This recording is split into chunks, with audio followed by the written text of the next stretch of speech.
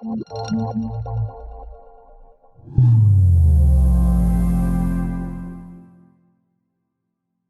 really thrilled to be the moderator here today. As you mentioned, at PwC, inclusion and diversity is really at the core to our purpose and values. And I'm really looking forward to hearing more from our panelists that are really making a difference to move the dial. So let's get started with a bit of a round of introductions. Maybe I can ask each of our panelists to tell us a little bit more about the company you represent and your role. And because we're not in person and I can't say go down the line, maybe I'll start off with Chris and then Devin can go next and then we'll end with Claire. Sure, that sounds awesome. Hi, everyone. Great to be here. Great to be talking to you today. So I am from Jelly Academy. We are one of Canada's largest digital marketing education providers across the country. We've been for about 5 years now, but over the course of the past, I'd say about 18 months or so, digital education has amplified thanks to COVID. So we've really grown things across the country and expanded the boot camp. I do things all operationally for Jelly Academy, and as mentioned previously, overseeing our scholarships that are focused on improving diversity in the industry of digital marketing. And then I am Devin Bond. I am the Director of Diversity and Inclusion supporting North America at SAP. If you haven't heard of SAP before, we are a market leader in enterprise application software, helping companies of all sizes and all industries run at their best. And so customers of SAP actually generate 87% of total global commerce. So to kind of put it into perspective as far as scale, I myself have been working in HR for 10 years and have had a focus on diversity and inclusion for nearly 8. Hi there, and I'm Claire Adams. I'm Senior Director of Learning and Development at Hootsuite. Hootsuite, for those of you who don't know, we help our customers, both small and large, to use or leverage social media to grow their customer relationships, their brands, and ultimately their businesses. So we do that through a few different ways, whether it's social media management, social insights, employee advocacy, or social customer care. As Erica said, I'm currently overseeing our learning and development team and our DE&I team at Hootsuite. Excellent. Thanks everyone for sharing a bit more about your companies and also your role. So being recognized as a TIA finalist for the Gamechanger Diversity and Inclusion Award means that your team has made some great strides in really moving the dial in D&I within your organizations. I would love for you to share some of the biggest accomplishments or milestones with the group here today. And maybe I'll start off with Claire to hear about what you're doing at Hootsuite. Excellent. Thank you. It's a pleasure to get a chance to speak about this and an absolute honor for us to be recognized as a finalist in the category. So thank you so much, first and foremost. I have a very big long list. I've tried to group it to try and make it helpful for people. And so I'll go through a few of the different categories, but I'll start with gathering data. So, this is a journey that Hootsuite's been on for many years. I look back to 2017 when we first worked with Paradigm to help us with our first DE&I assessment. And from there, we took some learnings and some insights into where we were performing well and where we had some work to grow at the organization. And built out some of the programs and processes that we have in place today. We've done those DE&I assessments every 2 years since, and we continue to learn from them and evolve and understand what's worked and what hasn't worked. In addition to that, we gather data from our employees. So we have annual DE&I surveys that happen. They'll happen in the fall. So ours is coming up still soon this year. And we also, when Tom and Tara joined a couple of years ago, they went through and really wanted to understand and listen to our people. And they had executive listening sessions where they specifically went out and took time to listen to our people across the organization. If we look at our people processes, we've done a tremendous amount of work across all sorts of people processes. If you look at from the beginning in our hiring and recruiting process, we've done things like removing gendered language from job descriptions, making sure we have a diverse panel of interviewers, establishing partnerships with organizations such as Pride at Work Canada or Black Professionals Tech Network or Exceptional Individuals to help improve our talent pool and diversify our talent pool. We even built an employee referral program that promotes diversity. We tried it out. It was an idea we had where we actually make a donation to a charitable organization for every successful hire for someone who self-identifies from an underrepresented group.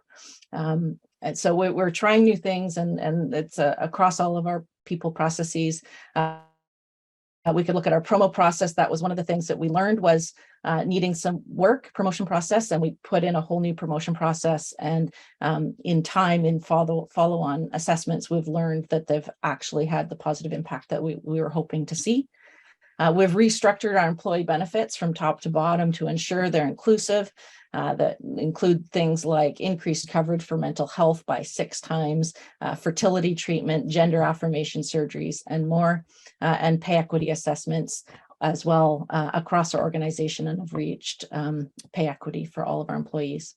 There is more on my list. I don't want to take up everybody's time, but like things like looking at our facilities with a focus on mental health and wellness and accessibility.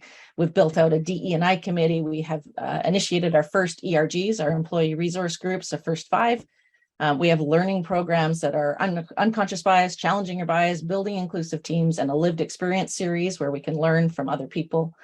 So ultimately, Hootsuite's a place where we really want everyone to feel safe, welcomed, valued, empowered to do their best work and bring their best selves without having to compromise who they are. So you can see we've a sampling of some of the work we've been doing at Hootsuite. That's great, Claire. I love it. And I love the points that you picked up on it. It's really about that journey. And as you said, starting with the data a number of years ago and really building from that. So thanks for really sharing a lot of those kind of accomplishments and highlights there. Maybe I'll turn it over to Chris to touch on his accomplishments and milestones. Yeah, for sure. No, that was incredible, Claire. I think from the Jelly Academy side of things, it really started with the founders of our program. So Sarah Clark, who is also a partner at Jelly Marketing, the agency, and then Darian Kovacs, the founder of Jelly Academy and the agency Jelly Marketing. Sarah being a woman in digital marketing, and then Darian being an Indigenous person in digital marketing. All the scholarships we developed have really come initially from their experience in the industry and what they're seeing. A big thing with women in digital marketing is we're not seeing them taking on as many of the technical roles that we'd like to see. So that includes search engine optimization, digital ads management, and the industry benefits when we have much more perspective and diverse ideas and knowledge coming into those roles. So that's something Sarah helped us identify, and as the hiring manager for our agency, noticed that was a huge gap in the industry as well. And then Darian being so ingrained in the Indigenous community, being Métis himself, really started establishing connections with organizations like First Nations Tech Council, Canadian Council of Aboriginal Business, and they have helped us identify what those training needs are to get more Indigenous folks into digital marketing. And one of the stats that jumps out, if you look at tech roles across Canada, only 2.2% of them are filled by Indigenous peoples. So that's where the need was identified. And since then, in our fall semester of 2021, we graduated over 40 Indigenous students, all who had scholarships to take our course. And on that, giving them the education, the opportunity to learn is one thing, but do you have the access, or are you facing barriers in order to do that learning? So one of the partnerships we established was with Best Buy Canada, and they have been kind enough to offer laptop and cell phone upgrades at no cost to our Indigenous students to identify those as being needs in their learning journey.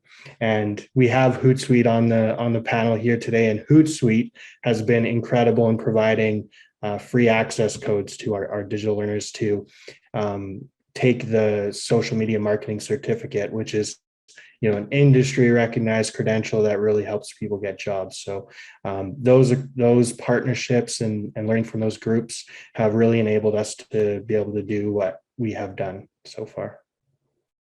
That's excellent, Chris. And I love the partnership even within our panel here today, just showcasing how the communities are really working together. And you touched on it's not just about hitting indicators, it makes good business sense. You recognized a business challenge of what was missing and going about and solving that. So that's great.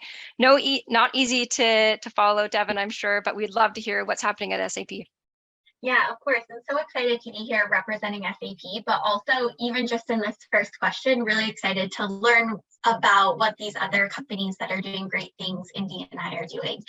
But I wanted to highlight 3 key programs that we have across SAP Canada focused on diversity and inclusion. So the first one I wanted to highlight is around autism at work, which SAP was one of the first tech companies to actually launch this program back in 2013. Today, there are 217 active employees that came in through this program. And they've actually been hired across 25 different job families across individual contributor roles, as well as into management level roles. And although this is a global program, SAP Canada participated in the pilot. And over the last 9 years has continued to learn and grow and really evolve within this space. This program, for those of you that may be new to it or other neurodiversity hiring programs, it really provides an inclusive interview process for those that are on the autism spectrum, providing built-in accommodations, as well as really enabling and informing the interviewers and the decision makers around how to provide an equitable process for individuals to really showcase their true skills and not necessarily be screened out of the process because of something that's really not applicable to the role, but maybe has just kind of always been baked into a typical hiring or onboarding or development program. And so this really ensures that we have an inclusive career journey for those on the autism spectrum at SAP Canada. Another program I really wanted to highlight is around workplace inclusion. And when I think about workplace inclusion, I immediately think of our efforts around Indigenous inclusion. So in 2020, SAP Canada launched its Indigenous Inclusion Initiative to really understand the role that we play within SAP in advancing reconciliation with Indigenous peoples in Canada. So we also partnered with the First Nations Technology Council. It sounds like there's been a few of us maybe who have, and they actually conducted an audit of SAP Canada, which led to over 30 recommendations that they had that we could take in order to make our company and our organization more inclusive. And what I love is in the beauty of inclusion, what may have been recommended to be inclusive to the Indigenous community is really inclusive to everyone. And so this really just helps us evolve our culture to be a place where everyone has that sense of belonging, can have a great career. So over the last 2 years, we have provided specific actions and enablement like decolonization training. We have hosted an Indigenous artist showcase, and we've launched an internal community, or an ERG, as many companies call it, called the Indigenous Ally Network, which is a great way to really hold space for this community and advocate for their needs within SAP. And then last, the program I wanted to highlight really is around a focus on gender equity. And so our strategy has been to make SAP an employer of choice for women, with a reputation for being a company where women can excel in their careers. And so an area that I'm particularly proud of is SAP Canada's founding membership with Matern. For those of you unfamiliar with Matern, it's a hybrid model program that provides mothers and mothers-to-be with support to really help them navigate all of the complex relationships between motherhood and then also pursuing a meaningful career. As a new mom myself, I can personally attest to the challenges. My first few weeks back from maternity leave were a blur. I honestly felt a little bit like I was a goldfish, or at least had the attention span of a goldfish. It was really hard to kind of nail down what I needed to do and when I needed to do it when there was so much on my plate. But I really learned to kind of extend grace to myself and rely on the support system of the colleagues around me. And so I think that this is a prime example of how Matern can really help women during this really pivotal time in their life. And although some of those challenges may be different across different mothers or different parents in general, when we actually look at research, it shows that less than 1% of mothers feel confident returning to work. So we've really tried to narrow in on some of these specific challenges and how do we really provide those resources. Now you may be thinking, okay, there's resources then for the mother-to-be, but what about that systemic change and really enabling those around them to be supportive? And we're also actually gearing up in the next few weeks to launch manager enablement that will be on demand for managers to lean into. So when someone's going out on leave, they can really learn around how to provide inclusive and equitable conversations and really plan for those transitions so that they can be that support system for the individual. That's wonderful. Thank you so much, Devin. I love hearing, all these kind of milestones and accomplishments. I was furiously taking notes of things even to bring back and connect from a PwC perspective. So I love it. And maybe kind of leading from that last question, and we have a lot of emerging companies, on the line as well. Was there a pivotal moment or catalyst in your D&I journey, and kind of speaks to some of the data points you guys are talking about, but how has that strategy maybe evolved over time? And you got to go last time, Devin, so maybe I'll kick it off with you first. Yeah, no, absolutely. SAP has been committed to diversity and inclusion for, a long time, but I would say dedicated resources for over 10 years.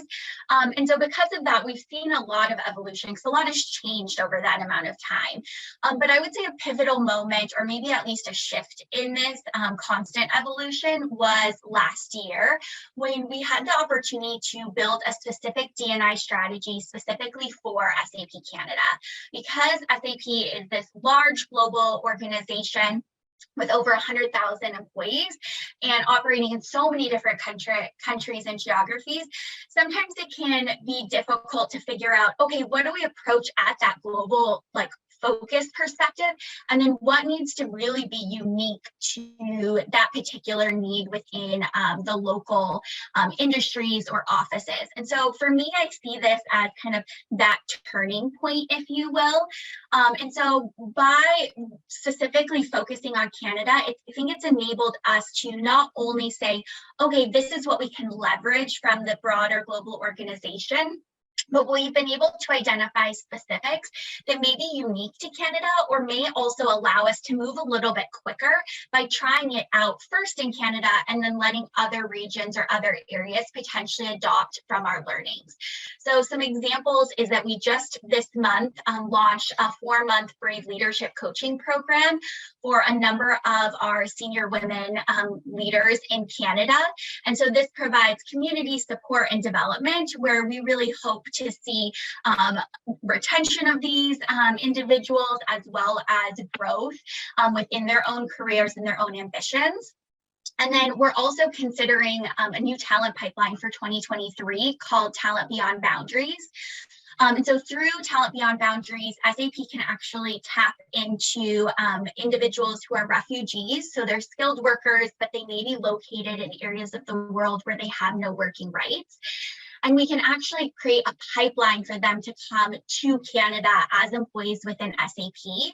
And this really matches some of SAP's strongest attributes as an employer with our stability, our benefits, our learning and development options, with phenomenal candidates who really see the value of SAP and find long-lasting, loyal talent to join our organization.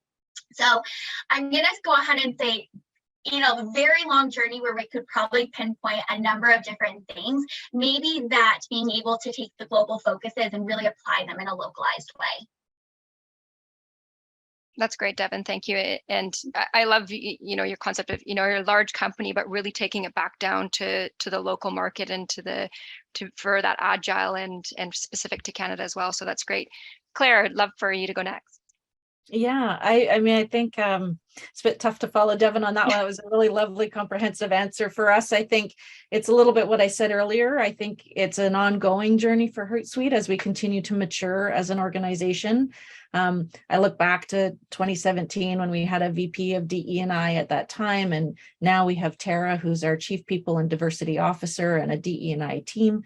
So it's something we're continuing to invest in over time.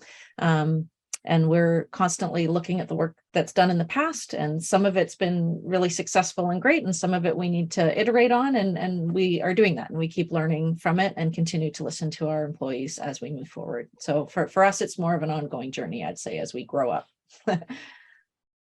No, I love that, Claire. And I think you touched on the same things in terms of that agile nature. And you talked about it even at the beginning where you were saying, initiating in the data information to help drive those real decisions and really looking at what that data meant and then redoing that. So to your point, is it being a journey? I think that's wonderful. And Chris, how about at Jelly? Yeah, it's been tricky for Jelly Academy because I think what we pinpointed as the issue is there needs to be systemic change in order to get more diverse voices into the digital marketing world. So first question is, okay, how do we do that? So I think partnering with organizations such as FNTC, First Nations Technology Council, the Black Business Association of BC, accessing these groups and making sure that they can help us let people know that these opportunities are available, I think is the first step. So thankfully, these organizations exist, and we can make sure that we're reaching the right people and letting them know that these opportunities are available. And then that's just the first step. And then from there, so how do we get those people jobs? And that's a big challenge that we have ongoing and something that we're going to continuously work on because it's going to be a long journey, but we need to see more diversity in digital marketing. And that's going to be our biggest challenge moving forward and something we're already working towards with a lot of great people. Thanks so much, Chris. And to your point, it's really starting and identifying, what that systemic issue is and how do you help solve that. Just going to pause for 1 second. We really want to make sure we open up for questions at the end of the panel. So feel free, if you have any questions as our panelists are speaking or things that come to mind, feel free to type into the chat and we'll make sure to save some time at the end to point to any of those questions as well. So feel free to type into the chat any questions as we go along. So you guys have had a chance to really talk about, how you've approached advancing diversity and inclusion within your organizations.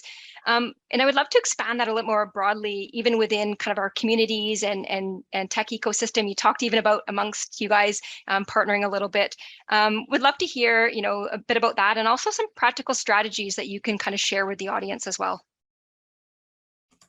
Maybe I'll start with Claire on this one.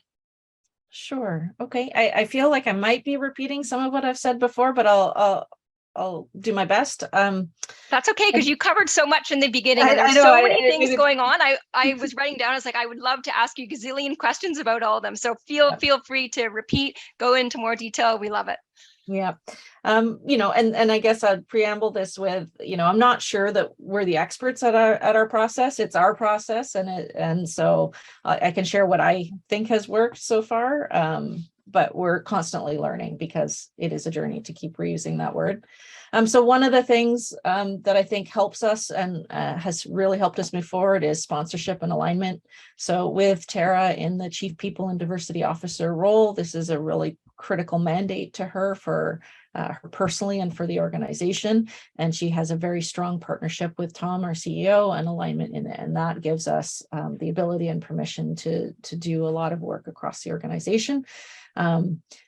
Alongside that, though, is that this isn't just driven out of a DE&I team or a people function. This is a belief that's held across our organization. So all of our managers and leaders are involved in this all across the org, as are all of our employees. I talked about it earlier, but looking for data and insights. So it's one thing to have sort of a sense of where you think you're at, but wherever possible to try and dig up the data, that is going to be incredibly valuable. We're just in the process of implementing Vizier, another local BC success story grown out of SAP originally. And so we're loving the data that we're starting to get out and continuing to try and get more and better at that. Listening to your people and understanding what's important to them. I can't reiterate that enough. So wherever we can connect with our people and really hear what's going on for them and what's important to them, that's made a difference for us. I think this approach of iterating, trying things out, being willing to have things that don't work, and learn from it, and that being okay, and giving yourself permission to try things out, because nobody does have the perfect playbook for this, has also been very helpful. And of course, with that is to pause and reflect and learn along the way. And I think the last thing for us is, when I think about this work, it's about caring, right? As individuals, that we care and that we get up, and this isn't always easy. It's hard work.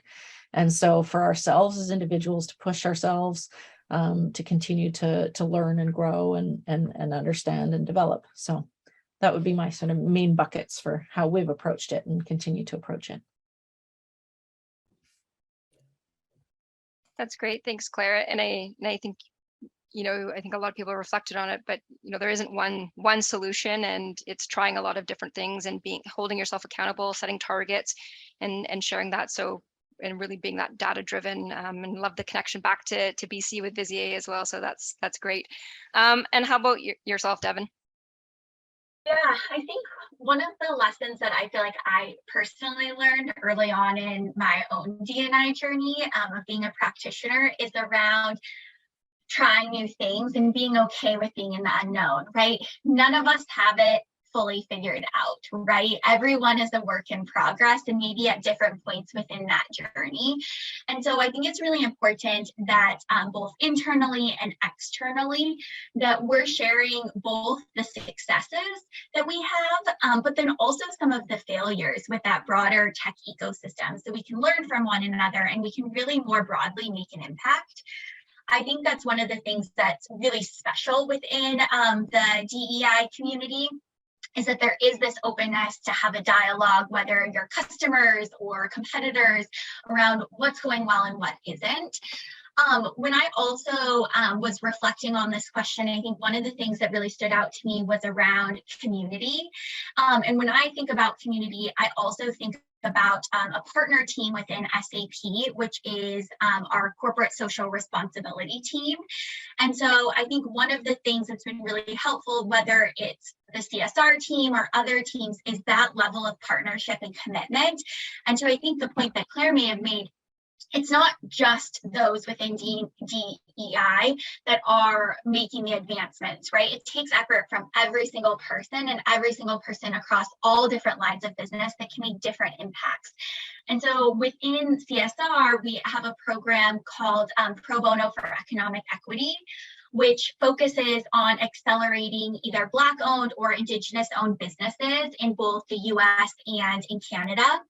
And the program actually allows SAP employees to take a pause within kind of their normal day job, or 9 to 5, however you want to call it, in this like flex work environment.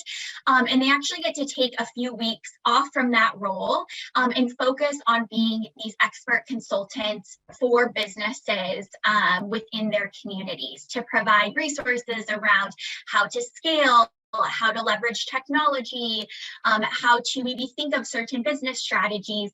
And so this not only really equips these smaller owned businesses to have this level of expertise at no cost, but it also really equips our employees to be leaders in this space. And they can not only apply that to their own career, but they can take that back to their business around what did they learn when they were working with an Indigenous owned organization. Likely they learned things around the culture, maybe different barriers or obstacles that existed. And they then have the tools to really help educate, to ensure that we are providing that equitable experience with our own SAP technology and our own services. Thanks, Devin. And I think you touched, on that broader community and making sure everybody's, committed to that journey as well. And I think about myself, even at PwC, a lot of the things, that we work on at PwC, I also take back to your personal life in terms of when you're dealing with different boards of directors, whether it be with my kids at school, a lot of those same things, you're able to then really have that power of that ripple effect out in the community as well. So I love that. That's great. And what about from yourself, Chris, maybe some practical strategies, to share with the audience around really engaging that broader community? Yeah, and I just want to say all the points made have been fantastic, obviously. From being an educator from that standpoint and trying to reach these more diverse audiences, I think the biggest thing that we have have been so grateful for is working with organizations like FNTC, the Black Business Association of BC, because then they can identify with us what are those needs of these folks that want to get into the digital marketing space, and we can really learn from that perspective as well. But then when it comes to our actual education, so we want to get more diversity in the industry. Who are our instructors? Who are the people that are actually teaching our courses? Are we sharing diverse voices when we're actually teaching? So that is a huge aspect of this as well. We, for lack of a better term, putting our money where our mouth is. We need to be diverse ourselves. So we're very, very proud for our instructors to both have people of color, Indigenous representation. So I think that is extremely, extremely important. You can talk about diversity, equity, and inclusion, but what are you actually doing to make that happen? And I think that is probably one of the biggest things we have learned from the education standpoint. That's great. And thank you everyone for sharing, a lot of those kind of practical strategies and what you're working on internally, and really how that can apply more generally. So we are at about kind of 1:37. So we've had a few questions come in, so keep those coming in. I'll wrap up maybe with my last question, and then I'll turn it over to some of the questions from the audience as well. But, thinking about, all the folks on the call with us today, I know, we have many startups in the audience, many emerging companies. What advice would you give to companies that are just starting out, but really want to have and do have big ambitions with respects to diversity and inclusion? And, Chris, maybe I'll start off with you first. Yeah, and I guess the one thing I want to mention in regard to this, so we have obviously this Friday is National Truth and Reconciliation Day. We'll see a lot of companies sharing posts about the day and things like that, which is amazing for raising awareness. But one thing that's super important for organizations to know is, if you're going out there with that post, you should be looking internally first and saying, what are we actually doing for reconciliation? And that should apply to any cultural holidays or anything along those lines. You should first look internally and say, what are we doing to support this beyond just a social post, which again is great for awareness, but we want to inflict systemic change. So that would be my piece of advice. I love that, Chris. And maybe I can ask you one quick follow-up, as you remind us, as you mentioned, Friday is the National Day for Truth and Reconciliation. So what are you guys doing at Jelly to really honor that day? And like you said, not just have a post about it, but really make a difference. Yeah, our work is ongoing. So the post will, of course, be there because it's important to us, but it's the ongoing work that we're doing with Indigenous communities through FNTC, through CCAB. We have educated very remote communities in northern Alberta, in northern BC, and it's just continuing that work every day and trying to learn how we can do better and better serve the needs of those groups every single day. I love it, and I love the action points around that. Thanks so much, Chris. And what about yourself, Claire? In terms of, thinking about our audience, what advice would you give them, and where to start kind of on the D&I journey? Yeah, there's so many places to start. I think a couple of really important parts are going to be listening, right? Actively listening to your people in the community, being authentic and empathetic and understanding is going to give you the right place to start, I think. And then Devin was talking about the importance of partnerships, and I couldn't agree more, both internal and external.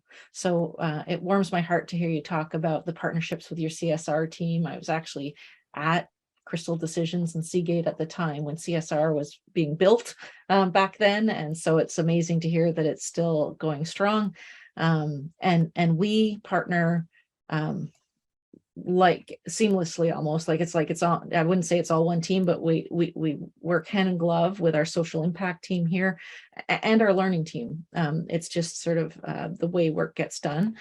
And so internally, it's really important. And then externally, we've heard all sorts of different examples on the call today about, whether it's some local ones or things like, Pride at Work Canada or Black Professionals Tech Network or others that can give you an external view that you may not have, because we all, as much as we want to be open, we all carry our own biases. And so the more we can get different inputs and perspectives, the better decisions we can all make. And so those would be my two: listening and partnerships. Excellent advice, Claire. And how about yourself, Devin? Yeah, I agree with all of the advice given. And the only thing that I would really add is that it's okay to start from a grassroots effort, or to start with one obstacle or one opportunity or one program. I think so often, because people are so passionate about it and it means so much to them, there can be this want to do everything. And of course, yes, ultimately we want to be able to see that big change and evolution, but everything starts from somewhere. And I think often you can really build momentum.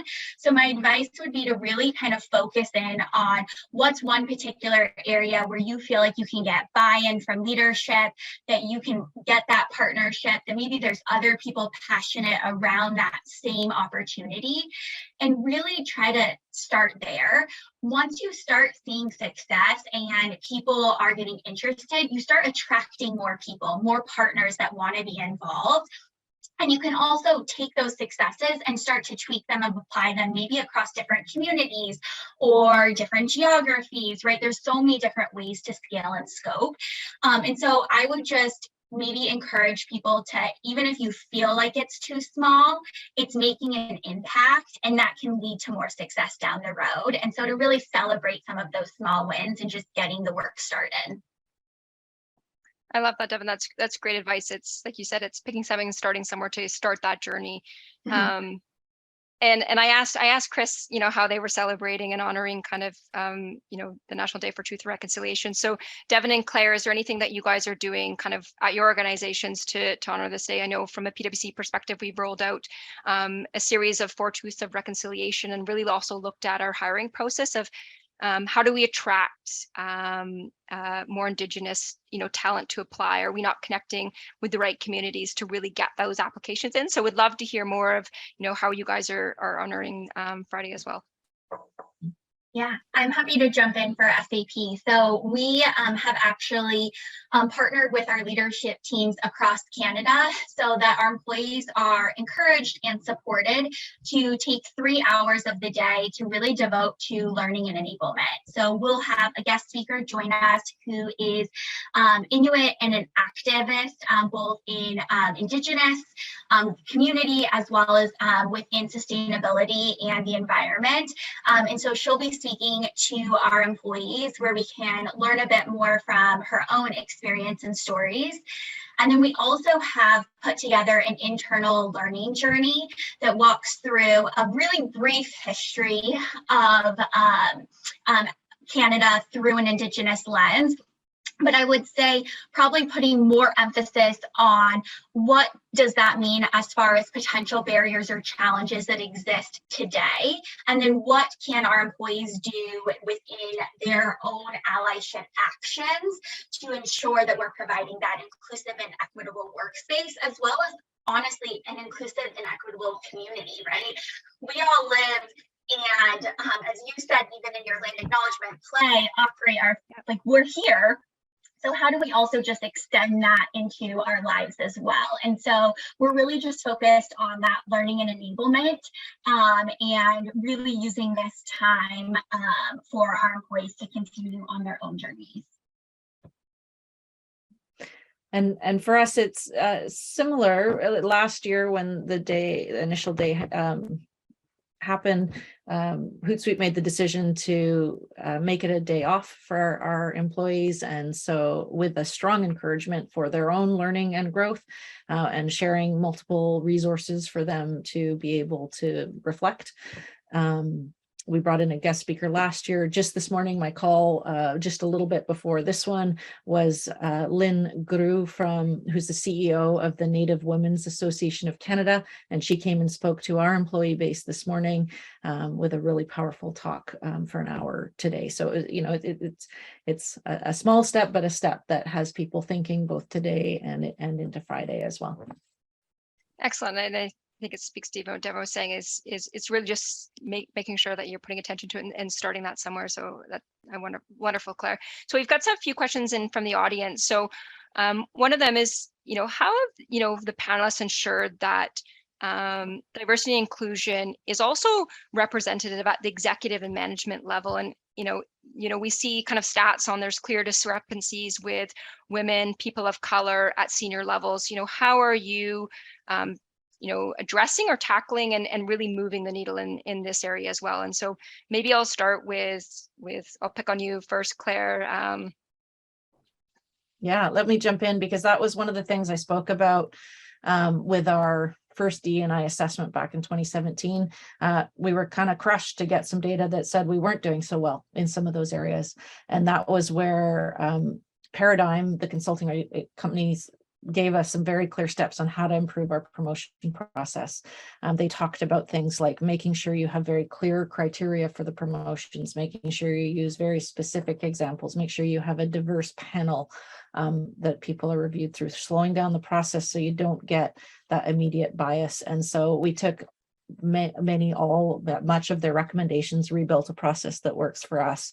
And that was something that we were able to implement. It wasn't easy or straightforward, and it's not always the most popular process, but it has made a difference. We have the data to show that it's actually impacted our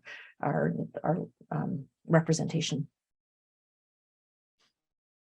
Excellent. Devin or Chris, anything to add to that? Go ahead, Chris. Okay. So some of what we've been doing, and we've been lucky enough to have Innovate BC sponsor some research we've been doing across Canada to determine what the needs are for digital marketing hiring. And that includes what people have been doing to hire and retain diverse roles in digital marketing and tech. So we've been lucky enough to actually do that research and learn that research firsthand for ourselves, and take those learnings and share them with the industry directly, so they know, they can clearly see that work needs to be done, and share some guidelines as to what should be done moving forward in order to take care of some of those things. So that's been a huge aspect for us, and just with our own organization, we take that information and can learn ourselves as well. And it's very clear that there is a lot of work to be done. So if you guys have time and want to do some reading, Jelly Academy, our website, does have all of the studies that we've done over the past year. Those are across Canada studies, and you might find some very helpful information in there. Oh, thanks for sharing that, Chris. And I love, your point about really sharing that information more broadly, so that everybody can really, harness that and take that and reflect on that within their own organizations. And it actually leads to another question that came through in the chat is, I think a lot of you guys have spoke about, having the support of leadership and really led from up top. But, have you been at companies, or have you had struggles where maybe not all leadership has bought in to some of these initiatives, or there's any pushback from some of that C-suite? And do you have any recommendations or strategies where it's maybe not coming from the top down? I think there's always opportunity to influence, especially if you feel like you have that subject matter expertise.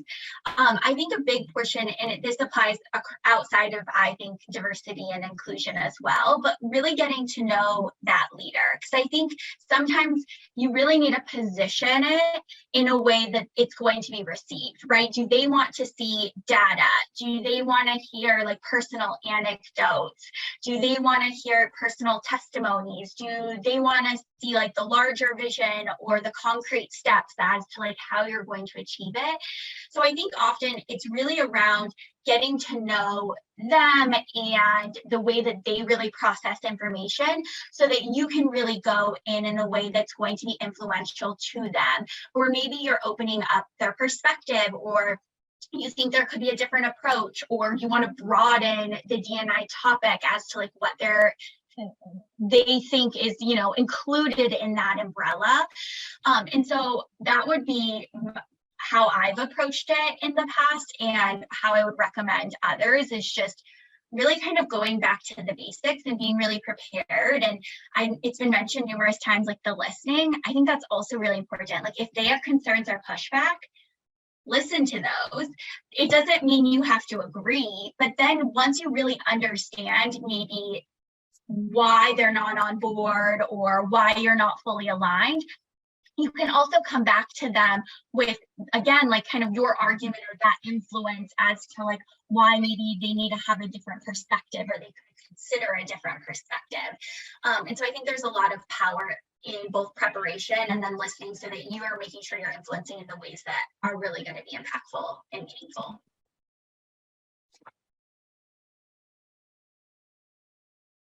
Claire or Chris, anything to jump in, or I'll add another tweak to that question that's just kind of come in. To add on to what Devin was talking about, I do think it's really important to think about how you can influence different people. I do think your earlier comment too, Devin, around grassroots efforts can work, and they often indeed are the place that this work starts.